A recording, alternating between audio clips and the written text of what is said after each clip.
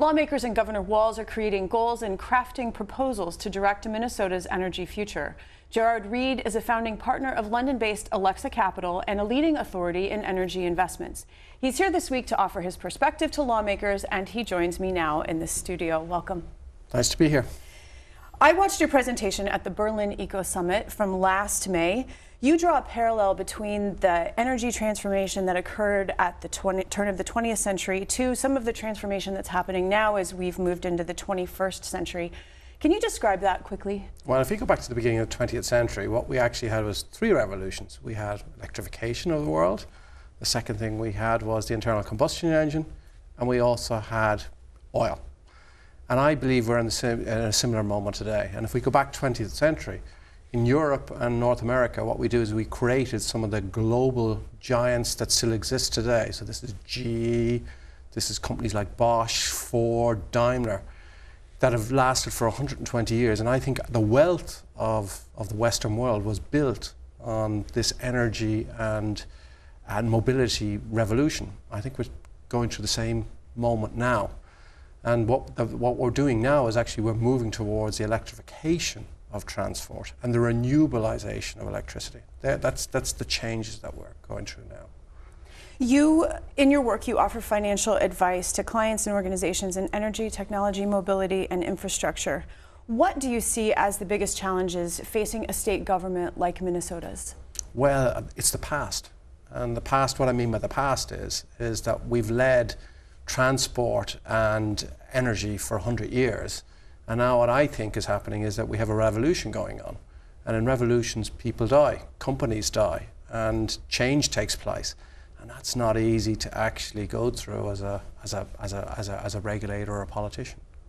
So you're talking about the revolution, and you in your talk, you spoke of China taking the lead now in emerging energy solutions. You mentioned electrification, materials, how they're moving people.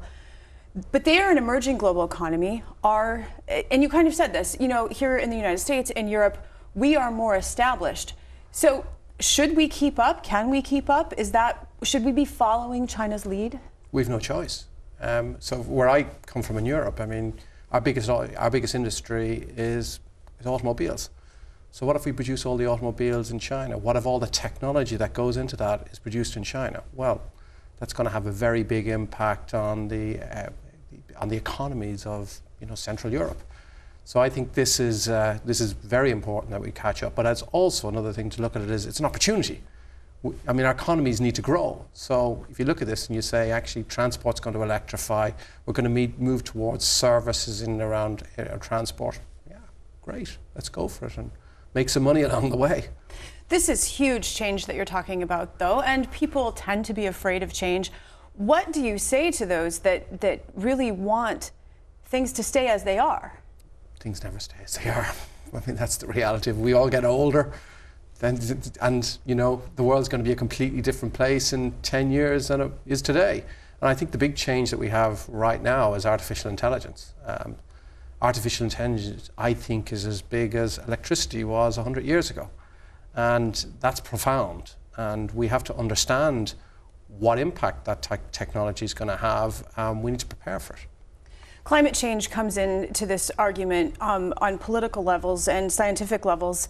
But in this energy transformation that we're talking about, should we think of it in terms of climate change, or should we think about it in terms of economic opportunity, as you say? I don't think it in terms of climate change. I think in terms of economics.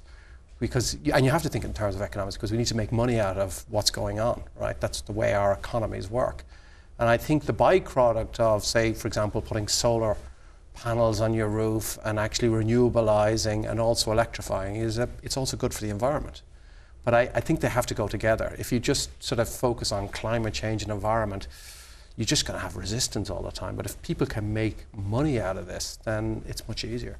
There are geopolitical ramifications for this kind of change because the resources that we have drawn on in the past will not be needed anymore, and so therefore economies and governments could change as a result, yes? Absolutely, and that's why it's critical to understand the changes that are going on in this world because, as you said, they will have geopolitical ramifications. What are some examples of the kinds of big change that you see coming down the pike where technology, new energy economy might be, say, in 10 years? Well, I think the big thing you'd see over the next 10 years is we're probably going to see peak oil demand. And that has a big impact.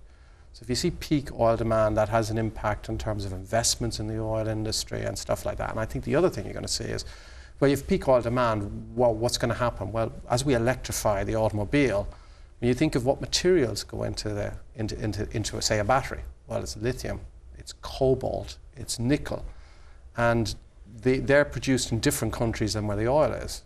And so we're definitely going to see a transfer of wealth from, I'd say, oil-producing countries into countries that produce these materials that go into these electric cars and wind turbines and stuff like that, but also who has the technology. Because that's the critical thing, who has the technology, because that's where the value add is. But you say peak oil demand, meaning that we are still going to continue to increase our consumption of oil as part of this transformation? No, what I mean by peak oil demand is I think within 10 years we will see not peak oil supply, but peak oil demand, which means is demand for oil globally will peak.